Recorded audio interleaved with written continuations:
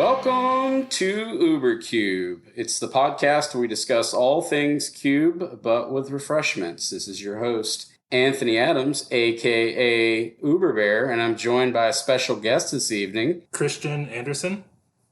Christian, you want to do a brief little mention about your experience with the game and your passion for cube? Keep it super short and poignant. I love the cube, and Anthony has several of them that he's created, and I like to play Chris's too. Probably one of my favorites is like the Artifact and the Popper cubes.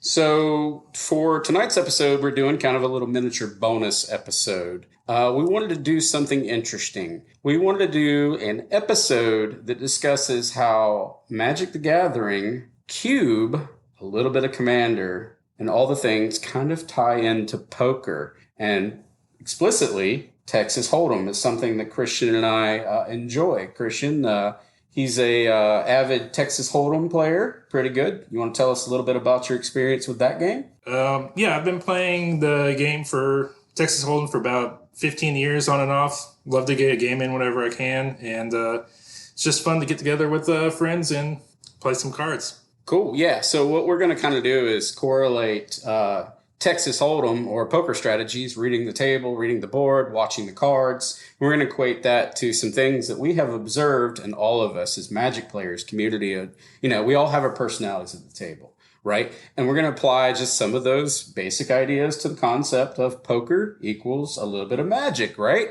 We're going to do the thing, though, before we go any further, that we always do here at UberCube is we enjoy our refreshment of the pod. And in this case, I am having, and Christian as well, Glenlivet. It's the Caribbean Reserve Rum Barrel Selection. We're both enjoying that. I wanted to go a little bit outside of my comfort zone and buy something a little weird tonight. What do you think about it, Christian? Yeah, this one is very tasty. I love, you get a nice hint of the rum in there, and it's just hats off to it. Love it. Yeah, it's a little peaty. Kind of dig it, actually. All right. So before we roll up into the topic, we're going to do a pack one, pick one, and we're going to have an open discussion of basically UberBear's Power Cube so that you can see the two different personalities at the table right now. So what I'm going to do is I'm going to read the cards off first, just by name, because most of these are going to be pretty transferable to a lot of game genres, i.e. modern, legacy, vintage cubes, etc. Don't think there's any strangers in this particular card set. So I'm going to start it out. So the first one we have is Solemn Simulacrum. The next one is Rotting Register, or Reggie. Horizon Canopy. A Ginger Brute. Wrath of God. That's a classic, an oldie but a goodie. That one's an EDH favorite for a lot of people. It gives the groans whenever you pop that off. All your hard works and efforts. Yeah, we've got a little too many of those in our play group. We've got Rampant Growth. We have Falcon Wrath Pit Fighter. We have Tundra. Baleful Strix. Crucible of Worlds. Disenchant, which actually gets quite a bit of the powerful rocks in a vintage, i.e. Moxons, etc., Mana Crypts. Kiki Jiki. Mirror Breaker. Lightning Bolt with some I got the Texas art up in here. A Volcanic Island and a Rankle Master of Pranks. I'm going to actually ask Christian to break out here and give his pick number one, basically, and then his second choice, and kind of explain what he is going to do with this. The first choice probably for me would be Baleful Strix, just because I love that card. Early game, getting a card draw in there. Flying Death Toucher is just great. Then my second pick would be basically any one of the lands just to stay up in. And I love just getting lands and then letting the deck come to me later on. For me, I'm going to be a little bit more adventurous here. I've got and this one's, I realize this is dangerous and not the good pick. The preferable pick for me would actually be Lightning Bolt based on pure efficiency, right? I mean, pay 1 mountain, 1 red, do 3 damage to any target, right? But I'm not feeling that this evening. I'm seeing a pack one, Kiki Jiki. I know this is probably, actually, I know in my heart of hearts that is not the optimal pick. However, I'm going to go deep because I'm going to go for Kiki Jiki Splinter Twin, etc. I'm just going to try to break the game here a little bit because I'm seeing the Volcanic Island that hopefully doesn't get picked up. I am seeing a little Disenchant, maybe a little America, a little Boros. I don't know yet, but the other option, if I had to pick a number 3, would actually be Rankle Master of Pranks because that card is OP. For 2 black and 2 colorless, you get a legendary creature, Fairy Rogue, 3/3 flyer, Flying Haste. Whenever Rankle the Master of Pranks deals combat damage to a player, choose any number. Each player discards a card, each player loses 1 life and draws a card, or each player sacrifices a creature. What do you think about those choices, Christian? Yeah, I mean, definitely. I mean, you're planting a flag if you're going for the Kiki Jiki, trying to do that. Yeah, a little deep there. A little deep, and I can't argue with Rankle. That is just, some strong power you got going on. Cool. All right. Well, that pretty much concludes our Pack 1 Pick 1. So what we're going to do now is we're going to roll up into our topic at hand. We're going to do Magic and Poker, kind of the synergies between the 2 games. All right. So in this particular game of Magic, just like with any actual poker, or for that matter, any strategy game, you're going to have some cues that are going to be happening across the table. And they may be verbal, they may be nonverbal. Like, I don't know, we'll use some examples. Verbal would be like, my deck's not very good. You're going to totally stomp me. I got beat the last game. We're going to go over these more and more, but there'll be like some verbal statements, or I'm going to crush you. Like you could be more aggro, or you could literally announce what your deck does, right? Like you're establishing dominance through communication. The next one would be kind of the nonverbal. I'll let Christian kind of cover that idea. Yeah, so nonverbal, that'll be more like, just, humming, hawing, that's kind of verbal, but just like kind of having a look of like frustration, or, just be like, man, what the? Yeah. Yeah. I'll even expound upon that one and say like another nonverbal cue would be like intentionally leaving mana up. You're bluffing, you're faking the other player that you have a thing that you may or may not actually have. You're just showing cues. You're setting them up like I'm leaving 2 blue open, even though I have a land in my hand, but you're signaling I have a counter spell, making them play around it. Or you're leaving 1 white up, you're signaling I have Mana Tithe. Yeah. Or you're leaving 1 blue up, you're signaling I have Force Spike. You're just trying to make them play back a little bit, right? So that's kind of to be the nonverbal. Body language. Body language is just, so I'm almost at this point in my career and my age, a professional meeting guy, right? So I attend meetings about meetings that covers the meeting before sometimes, right? And what you learn about the human nature of a meeting is the posture. When someone crosses their arms in a meeting, they're demonstrating you frustration. When someone puts their fingers tip to tip and leans into the table, it's a power signal. A person who stands up in a meeting with their fingers pressed together is establishing dominance in the meeting. They're the leadership of the meeting. These are just body language tactics. And then obviously we've got the slouching and stuff like that. But in the Magic the Gathering world, what you get in the body language is kind of the leaning in, leaning forward. Someone's got their finger hovering over a certain mana source and they don't realize they're doing it as a tell. These are poker tells sometimes. You can see when people aren't moving their hand, for instance, in poker. Christian, you want to expound upon that? Well, no, I just want to bring up a point. They say in poker, they say that it's better, like the best players are going to play the people and not the cards. Right.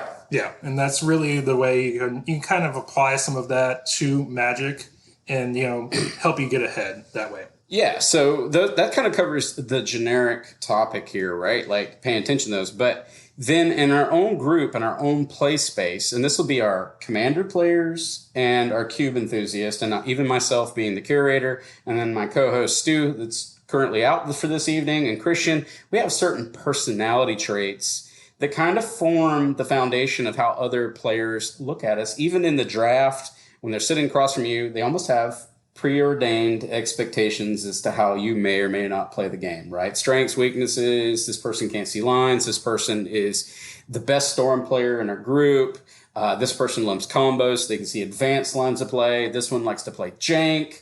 We do this in every group, right? And you form it over time, you start playing with the same people repetitively.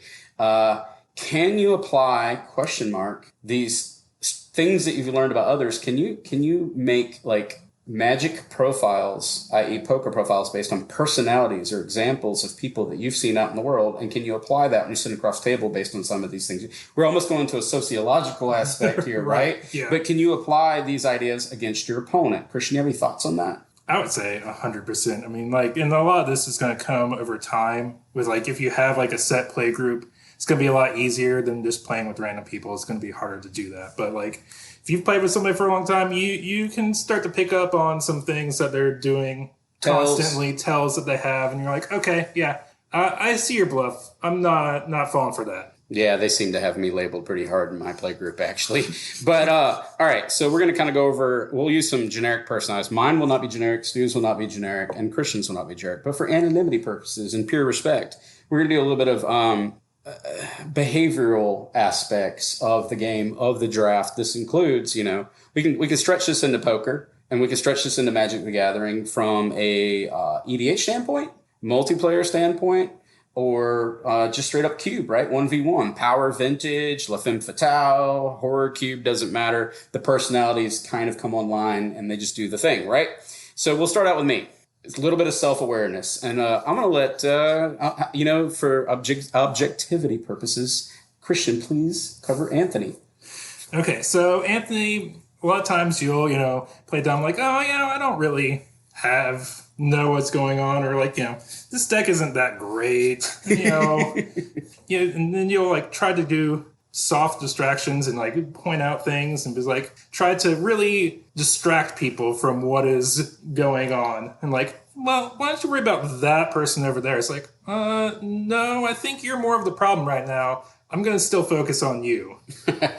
Yeah, so some things about me is I'm quiet when I'm closing and I'm super verbal when I'm not. I mean, I'm chatty Anthony. Yeah. Getting the table to move the pieces of the cog whilst I'm playing the game. But then when I'm on closing mode, I am complete focus. That's me dodging a little bit of my personal ADHD that's undiagnosed and working around it. And then when in terms of drafting, my personality play type is I let the cards push me a little harder than they should. And what I mean by that is optimal picks when drafting, or at least my perception of optimization. Although I did not show that with Kiki Jiki. That was me being a little jank for funsies. But if I'm playing to win, I allow optimization to sometimes take control of me. And I'll seldom force archetypes unless it's a thematic shell where I want to explore the cube, like my horror cube, then maybe I'll try to force it. But I'll let the cards lead me to the water, basically. And then often I'll trail off into a 2 to 3 color.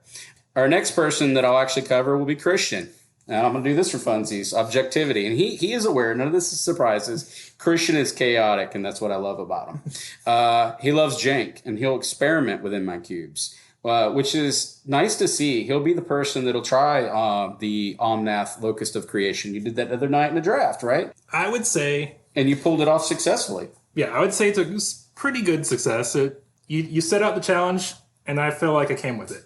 Whereas I lack sometimes the ability to branch outside of my own I make my own lanes a little bit too much. I put myself on training wheels with the deck. So I do appreciate someone. When I say chaotic, I don't mean that as negative or a slight, but I mean he won't, even in his commander builds, will not intentionally be optimal. Rather, he'll choose to be what is the most fun, what'll pull off. I don't want to run this card because I think it'll damage the health of the environment, which I'm trying to do. So as a curator, I love that for his experimentation levels, because I feel like if I had a test pilot, I like to put a weird idea in front of Christian and let him run with it. He won't bypass it. He will give it a whirl. The next personalities we'll cover, and I'll cover Stu. He's not here to defend himself. So, fair, right? Fair. Right. So he's standalone. He likes to do contained plays. He's super passionate about the game, but he's silent about it. His interactions only really truly come when it impedes or impacts his lines of play. And what I mean by that is he's not politically trying to motivate the table until his actions are threatened. And then, and that's his EDH type thing.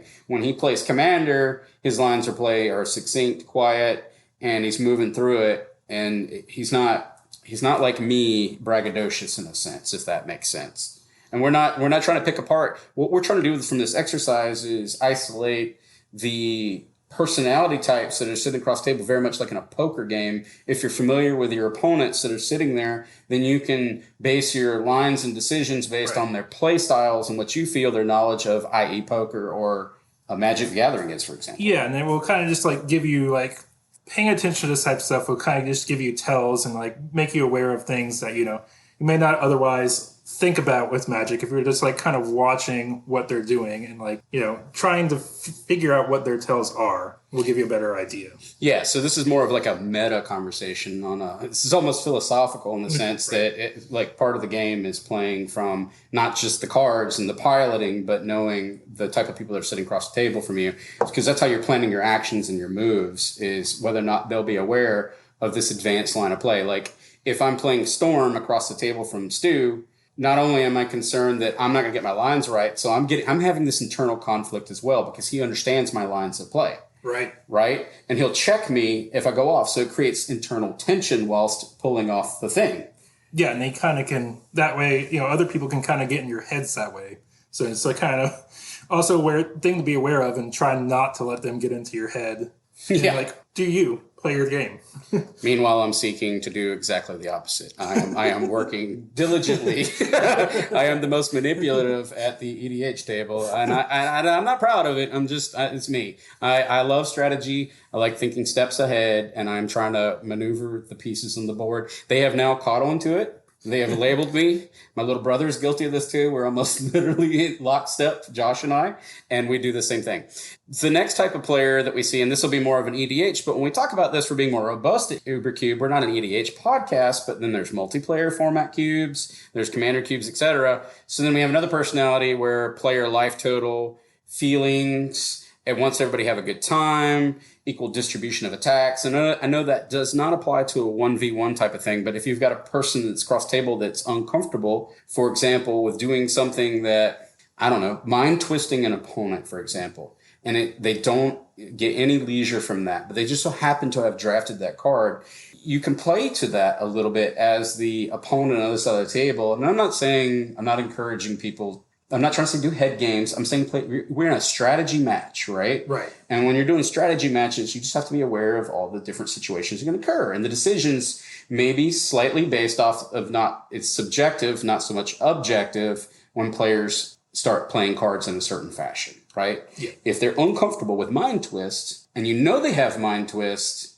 are they going to wait till too late in the game to do it? Are they going to play it whenever they can just mind twist you for 1? Are they going to try to get you for 5? And you can play to that personality style. And that allows you as an opponent to queue up for your mana drains, your force spikes, your mana ties, because you know the person on the other side of the table and their play style. And you can adapt to it if that's fair. And like some things also to think about is that, when you're playing in 1v1, if you have those feelings, you sometimes just need to let that go. Because 1v1, when you're cubing, that's when you just lay into the other person.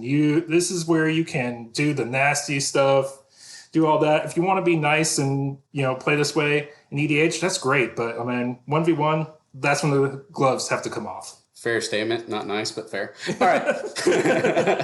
All right.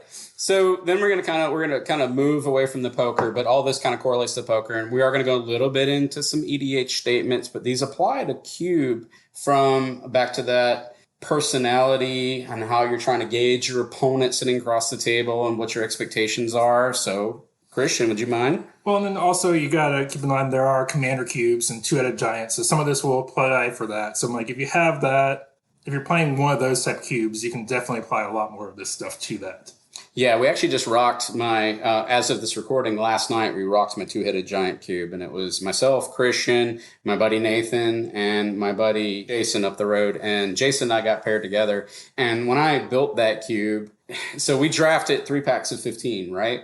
And so we independently draft, and then we build our decks, and then, and this is where a lot of people, when I got some feedback, they don't love it. I'm telling you, it's amazing. We then roll for random partners, but we know each other's personalities. So out of that, and for you guys and peeps out in the world that are not familiar with, Sesame Street had these two-headed giants. They were both purple, and they would and they would argue with each other. When I built this cube, I envisioned just not only the internal conflict that you experience as a Magic player trying to be competitive, but now you got a partner that's a co-pilot on the other side of the table that may not be, directly adjacent or in tandem with what you're trying to do, right? Yeah. And that happened with my partner and I. We were not necessarily lockstep in our decision making. So while the other team across the table were running like the smooth, well-oiled engine, myself and Jason were embracing the chaos and bickering amongst the table. And it made for a fun experience. But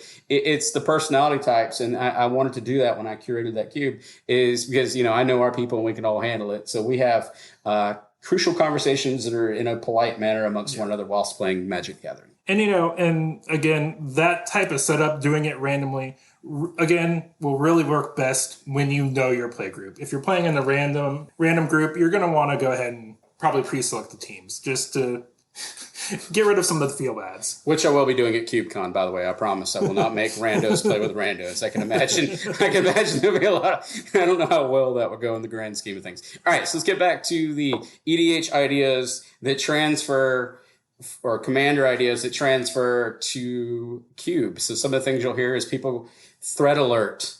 So people who flag threat alerts, like it's like danger, Will Robinson, the robot, right? He's out there, robots out there screaming, danger, danger. You've got that person. I'm a little guilty of that, and my brother Josh is too. But that personality translates into my 1v1 cube experience too, because I try to flag things sometimes, or I'm popping smoke, as they say in the Air Force, or throwing chaff, right? And granted, I don't talk the whole time because I know people got to concentrate. But when I can get it in, we're having casual games and we're drinking some beers and et cetera, as we do here at UberCube, then we're having a good time amongst friends, right? And then the other one that you'll do, and you'll see people do it in both EDH and et cetera, is they'll have preset mana that's made visible. I'll, leave the 2 blue up, so it's counter magic on deck, and you'll do that in EDH as well. You got something that you want to add to that? And then so another one is the bait and switch, and that's when you have, if you have like 2 things that you really want to play, and then you're like, all right, you're pretty sure that this ties into the last one when they're like presenting that they have the mana for like a counter spell. You go ahead and you play the one that you're not as enthusiastic about getting off, and you save the second one that you really want to get off, and then that's the one that you cast. So like you play something that you think that they're going to counter, and then once they counter that, then you're like, haha, now I get to play the second card. Yeah, so the bait and switch, and the reason why we put that in here is it's not about, most people understand the concept of what we're saying. That's not that. It's more the personality that does that, because you have certain people that'll do that often, more often than not. Like it's like in poker, back to that equation, or what we're trying to do here, is if you see a player that bluffs all the time, then sometimes you'll lock on to this person's a bluffer, I don't believe you. But then they'll throw a cog in there, right? Yeah. And then they won't be bluffing one time. And that's how, so Christian and I and some other buddies, we played poker. We played Texas Hold'em a couple of weeks back. And that's exactly what I was doing. I was bluffing, signaling that I was bluffing, letting people see that I was bluffing, making it very clear that maybe I don't even know what I'm doing. And then I popped off and won. Yeah. And I was doing the opposite.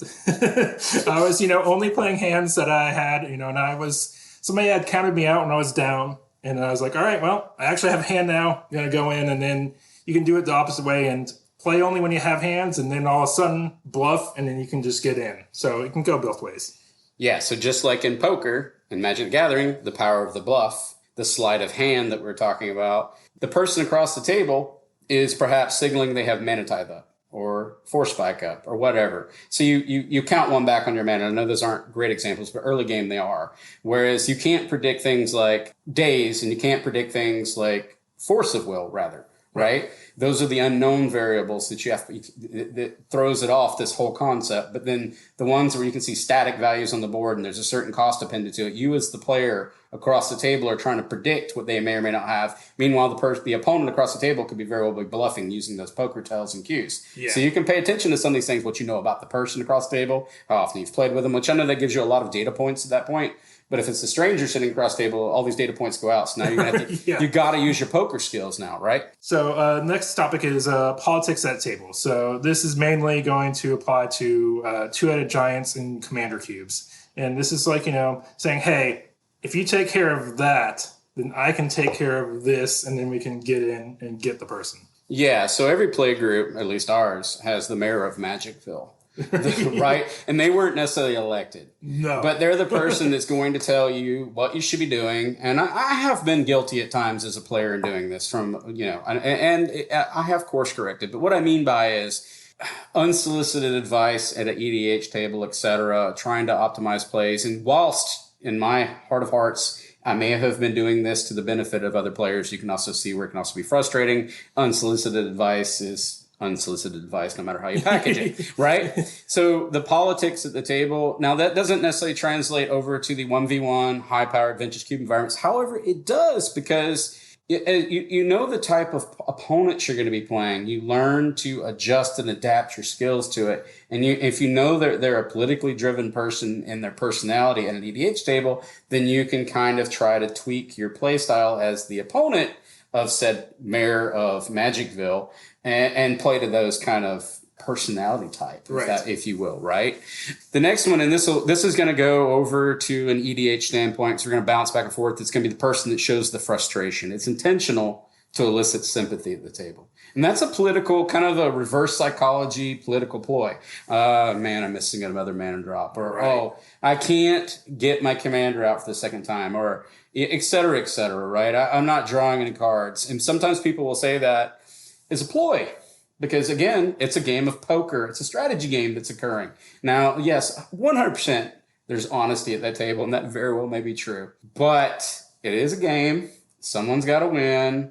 We don't need to rub it in their faces. However, pity can only go so far because somebody's got to wrap up this game. Right. And it can, also then they can do this and show it to registration, and they're like, all right, they may actually be having a bad time, but then they're just, setting up and getting ready to take over and just like pop off. And you just don't know. And you gotta. Interesting fact about Commander: it's always the weakest player at the table, the one that develops least, gets the most sympathy, and then end up winning the game because they're allowed to resolve their resources, etc., and developed unchecked for the longest time. Whereas the aggressive player, the one that has the known strategy, i.e., my Neheb, comes out and they will murder it with fire before I even get to take off, right? I don't even get, although I get it, it makes sense. But they don't even let me take off. My jet's still stuck on the airport exploding while the other person's cruising around at 40,000 feet. The next one is the statements you'll hear is, I guess I'll keep this.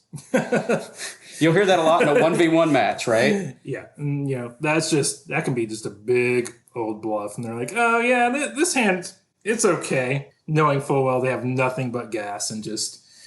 lull you into that false sense of security that, you're fine. Okay, I can take him down. Yeah, I'm going to pop off.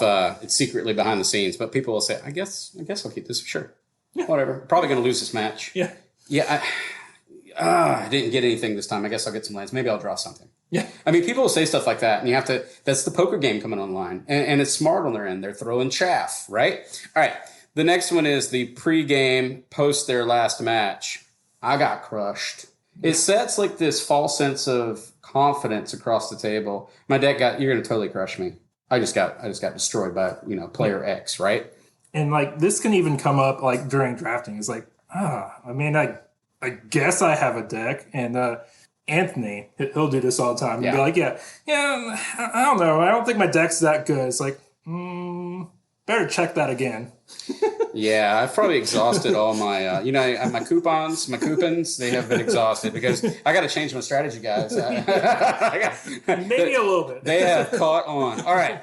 And then, the next one is definitely, like we said before, your deck is better than mine. It sets a false set of confidence across the table. Like, there's psychological warfare happening at a Magic the Gathering table. Even at UberCube, where we're having libations, right? It's still a mind game. And it's not intentional. It's not to be malicious. It's a strategy game. And part of the strategy is to set expectations, set the pretense of how you believe the match should go. And by allowing the opponent across the table to drop their defenses a little bit because, my deck is not that good.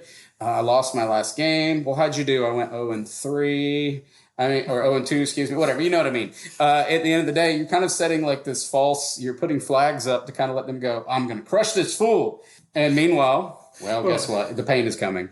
Well, and my favorite, and I'm guilty of this too, is like, oh yeah, I just threw this deck together last night. It won't be a problem. I really didn't put that much time into it. And it's like, if you know the person's a good deck builder, You probably still might want to be worried about it. Yeah, so this episode, I realize we're going into the human metagame a little bit here, but it is part of the sitting across the table from an opponent and playing the Magic the Gathering game, or i.e. Cube, that we love so much. I want to go ahead and start kind of moving towards a closeout here. And I want to close it out with some things that resonate with me as a Magic player. And they're from one of the greatest films of all time, albeit not the greatest, because Aliens is the greatest. I want to be clear. Stu's not here to defend it. I mean, this is debatable, but sure. All right, Top Gun quotes that apply to Magic the Gathering. And this is one of my favorites, and this is an Air Force thing too. It's not the plane, it's the pilot. I mean, come on. It's accurate. No, I mean, that one does hit. That is, yeah, it's not the deck, it's the pilot. You can directly relate that one to this one. Sure. The next one is, I have no idea what they're saying. It's the playing stupid, it's the turtling up, it's playing to the naivety at the table that I don't care what that card does. Just whatever, just play it. I don't want to read all that. Right. Meanwhile, you have glanced at it, memorized it, photo captured it, and now you're going to play and crush that. But you want to whatever, do what you're going to do. All right. The next one is, this is playing more into that naivety intentionally, is you told me not to think, from Top Gun. And then the last one is, it's the only one that I got. Rip Goose. Yeah, nope. That's not the only one to have.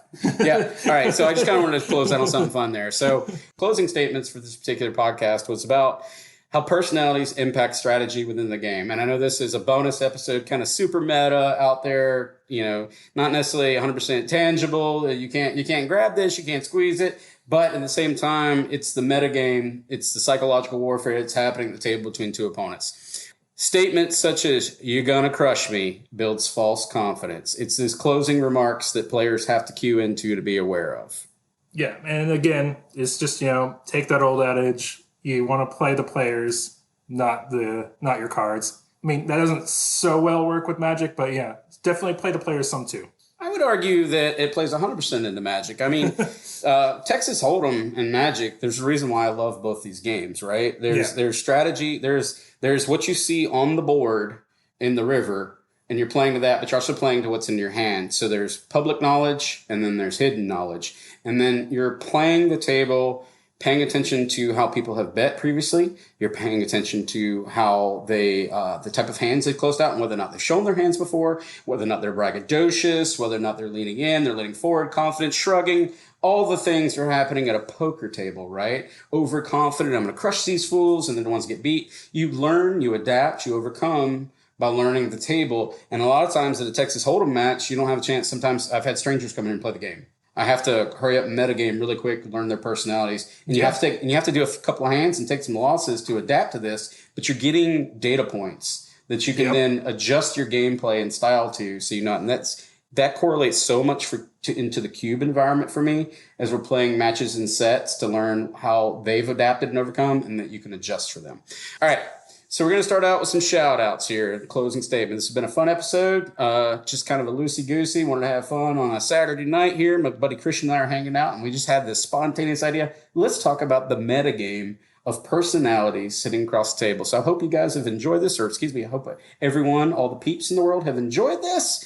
And we're going to go ahead and go to the shout out piece. And then we're going to start out with our good friend Jordan Eckenrode over MTGCubeTuber. Continues to produce just elegantly and concise videos that cover the game we love so much. He's covering cubes that are unusual and abstract out in the world, in which I guess that's what I love so much, the passion that he's trying to give a voice to some of the unusual builds out in the world. Just, the one drop cubes, which he has, or the Fae cube, or a horror cube, or some sudden death cube, etc. Right? Yeah. And not falling into that as it would the monolith of cube, but rather seeking out just interesting design aspects from other curators. Yeah. It's really good stuff, and I've just always loved all of his content, so very happy to see him at CubeCon, which is going to be in October. It's going to be the 20th through the 23rd in Madison, Wisconsin. I'll be there with Stu and Anthony, and UberBear's Artifact Cube will be featured, and if you haven't already, go ahead and check out the last episode where they did a primer for that one. Yeah, absolutely. Team UberCube is packing up a vehicle, driving approximately 15 hours to do the thing with the greatest road trip ever. Yeah. We're going to have a blast. We're looking forward to meeting everyone at CubeCon. We're excited about it. And again, like you said, October the 20th to the 23rd, Madison, Wisconsin. You can look it up at cubecon.com, or you can find it there on the internet, the Googles, etc. All right, so let's move on to the closeouts. If you love the show, and we would truly appreciate that you give us a 5-star review on your favorite player. Let's start out with that, right? You can find us at Twitter at UberCubeMTGPod, or you can reach us at UberCubeMTGPodcast at gmail.com, or you can link us on our Discord at UberCube. And also, we have recently started up a Patreon. If you're interested in basically keeping the lights on, growing the show, allowing us to expand this thing that we love so much that we want to work really hard to give the best content, the most open, honest content that we continue to provide. We'd very much appreciate it if you could check out our Patreon.